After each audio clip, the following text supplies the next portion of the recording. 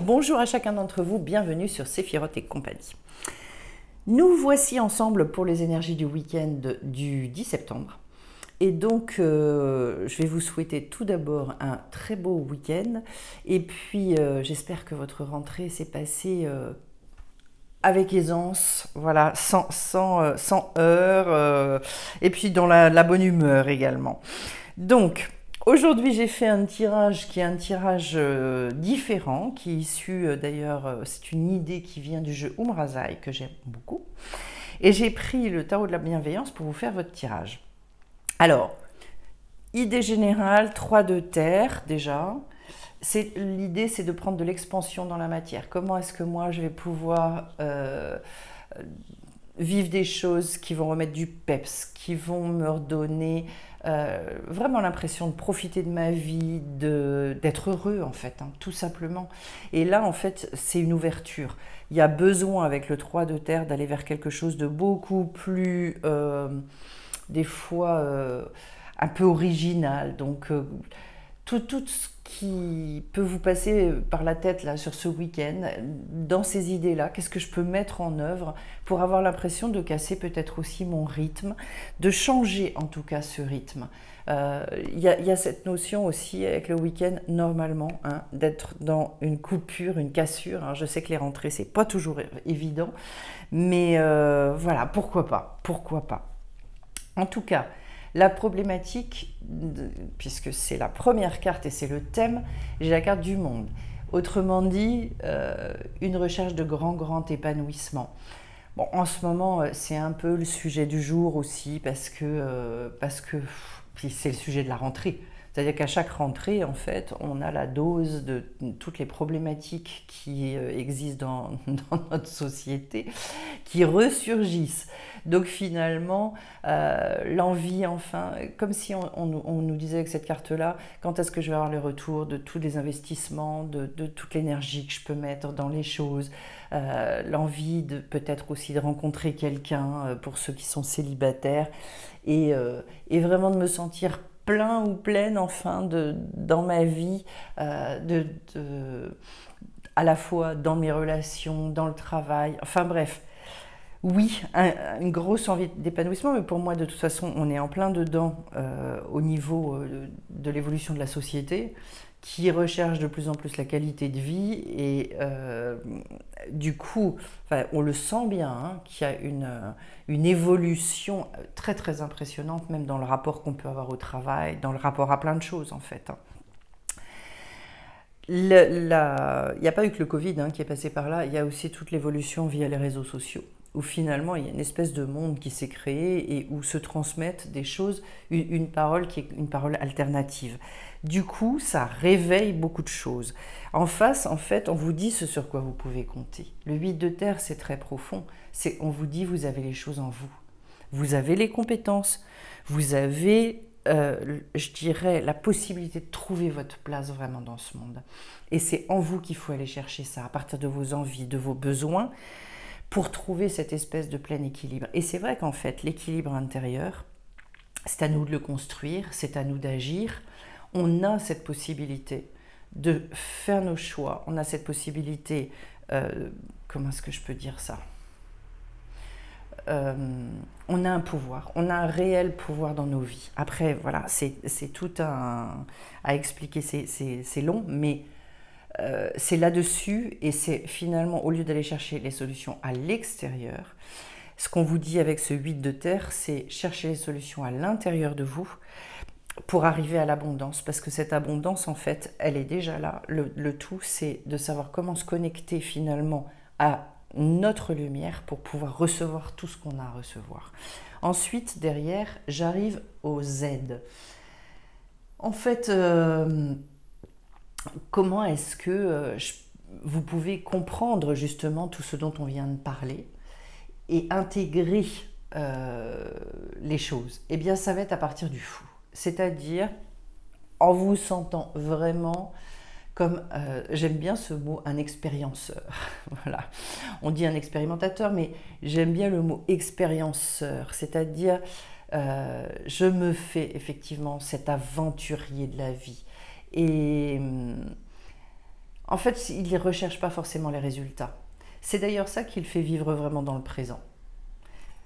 Parce que à force de profiter au maximum sans se soucier quelque part des résultats qui vont arriver derrière, j'avance, je trace. C'est un peu à la manière des enfants d'ailleurs. Quand ils s'investissent dans quelque chose, ils n'ont pas les projections que nous on peut avoir adultes.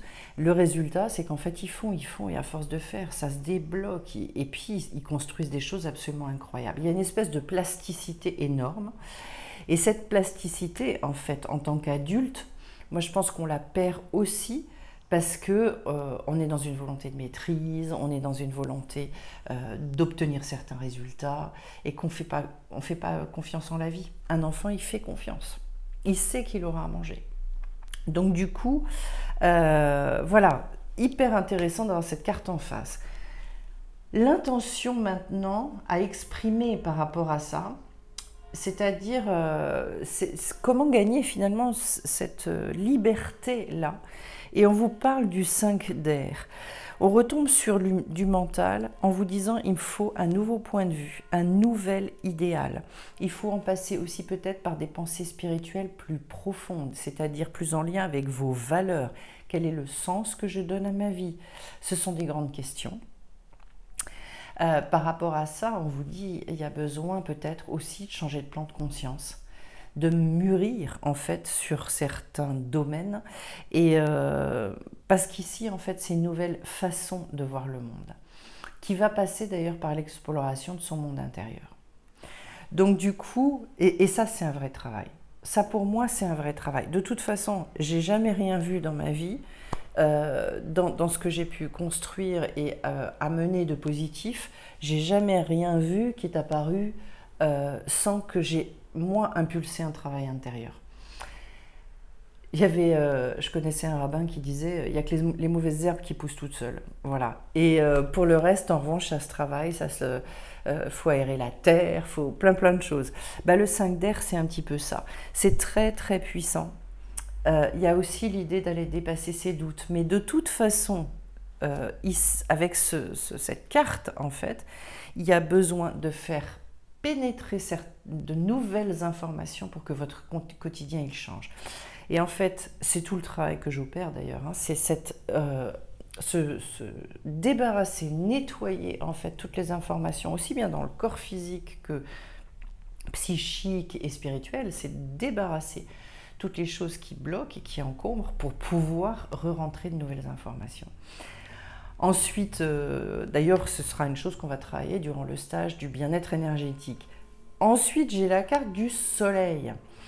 Alors là, on est et on rentre sur plus le plan de l'âme. C'est le conseil, en fait, cette fois-ci, pour à la fois, justement, changer son plan de conscience et puis en même temps s'ancrer. Donc, comment est-ce que je peux élever ma conscience? Eh bien, le soleil, il est très clair. Il dit, en fait, il faut apprendre à rayonner, à briller. Autrement dit, sortir de chez soi, faire des choses, agir. Et surtout, comment est-ce que je peux exprimer ça? Moi, je vois tellement d'êtres qui, en fait, sont rabougris. J'aime bien ce mot-là, parce qu'il est parlant, je trouve. Par rapport au potentiel qu'ils ont, ils sont comme enfermés. On dirait des petites choses. Ça m'arrive souvent en consultation de voir des gens arriver et de les sentir enfermés, de les voir enfermés dans des carcans incroyables, de me tenir un discours et de me dire derrière, mais quand je vois le potentiel de la personne, je sais qui est la personne derrière. Mais ce qu'elle montre d'elle n'a absolument rien à voir. Eh bien, avec la carte du soleil, c'est justement tout l'inverse qu'il faut faire. C'est-à-dire, j'ose les erreurs, j'ose sortir une bêtise, j'ose, mais j'y vais. Je ne sais pas si vous voyez la puissance du soleil. Il y a un principe, c'est un principe extrêmement masculin. Donc quand je vous dis oser, c'est ça, il faut y aller. On n'a pas le choix. Si on n'avance pas, on reste... si vous voulez, à chaque fois qu'on se plaint parce que les choses, elles n'avancent pas dans la matière, c'est de toute façon et toujours en lien par rapport au fait que, en fait, nous, on a une zone d'immobilité. Il y a un endroit où c'est resté congelé. Dès qu'on remet en mouvement, la vie revient, et à ce moment-là, la vie, elle nous répond. la vie avec un grand V. Alors, ici maintenant, c'est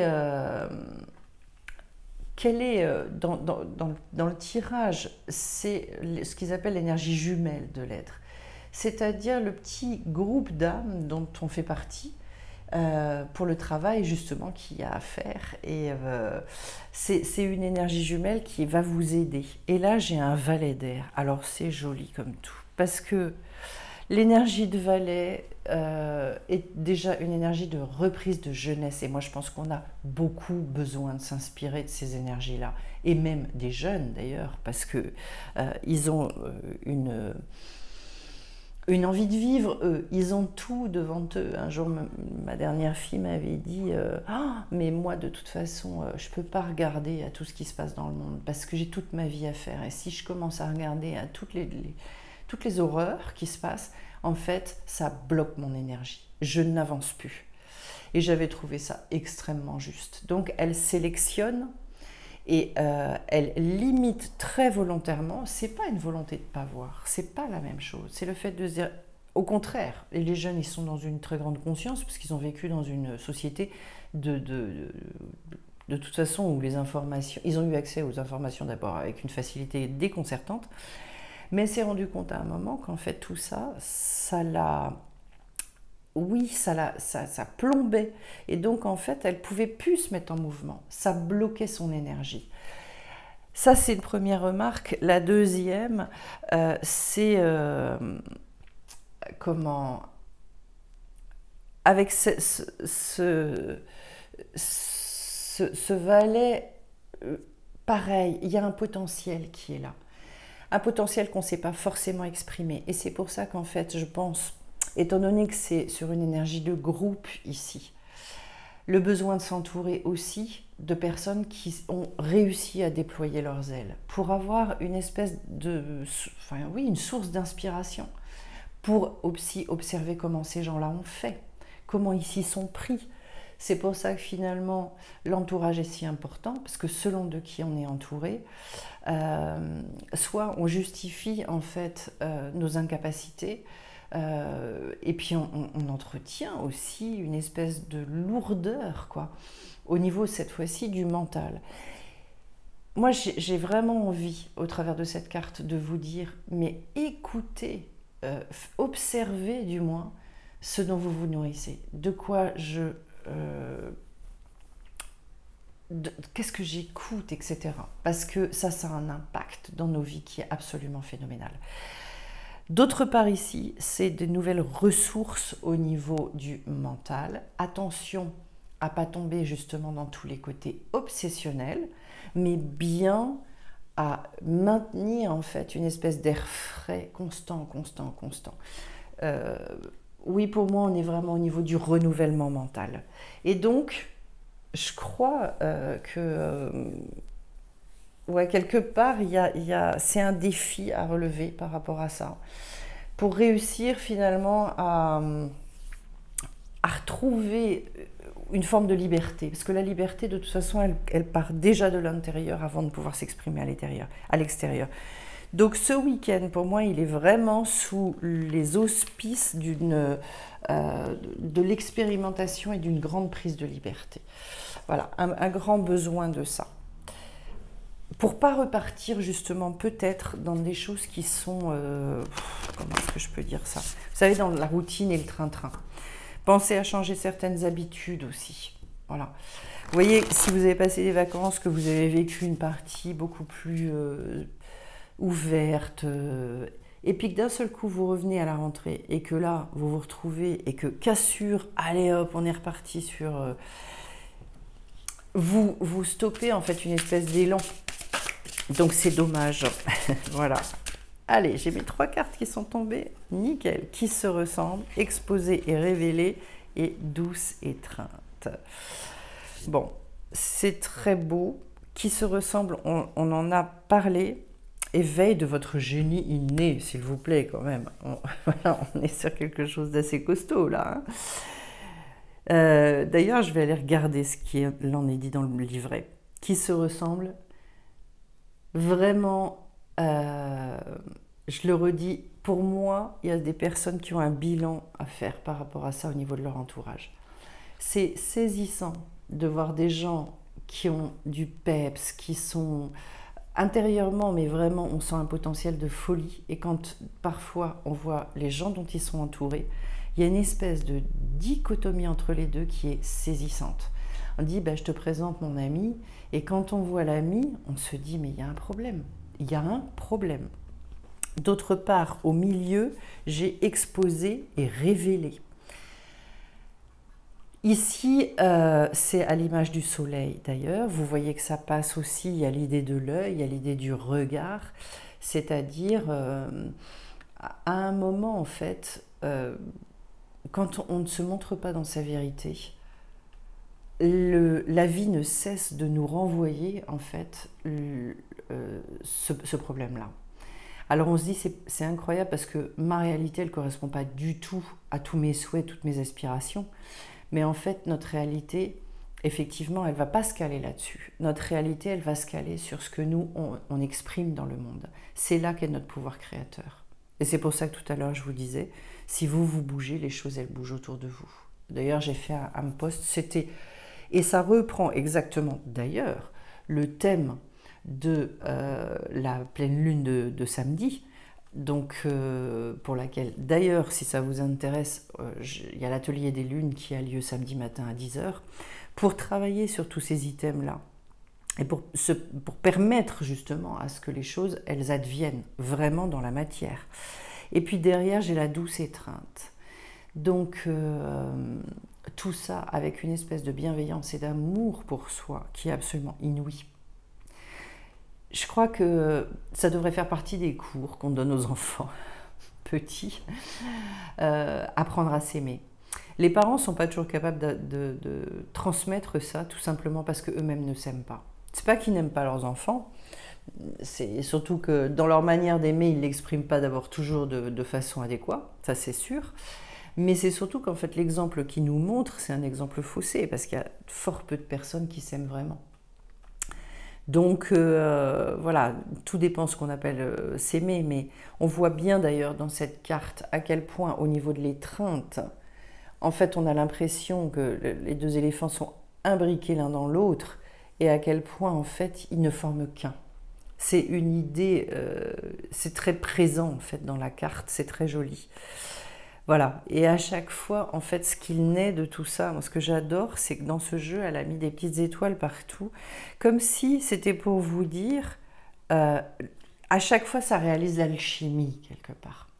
Voilà, c'est-à-dire que d'un seul coup, la vie, waouh, il y a quelque chose qui germe, qui naît. Et puis alors, je vais aller voir, parce que vraiment, les petits livrets de Colette Baron-Reid sont toujours hyper intéressants. Je vous la montre quand même. Éveil de votre génie inné. C'est joli comme tout. Je suis pas fan pourtant du mélange des couleurs, toutes ces couleurs là, mais là je trouve ça vraiment réussi. J'aime bien l'énergie qui se dégage de ces cartes. Les concepts clés, état d'expression créative, apporter de nouvelles informations, mise au monde, conscience de la valeur de vos idées. Ça aussi c'est hyper intéressant. Apprendre à valoriser en fait ces idées, en être fier, être content, heureux de ce qui germe en vous. Les Grecs de l'Antiquité avaient la conviction que chacun de nous était doté d'un génie spécifique. Et voilà, vous voyez, c'est pas d'hier, mais c'est déjà effectivement dans la tradition hébraïque, puisqu'on dit que chaque être humain est doté d'une étincelle divine, donc d'un potentiel créateur qui est énorme.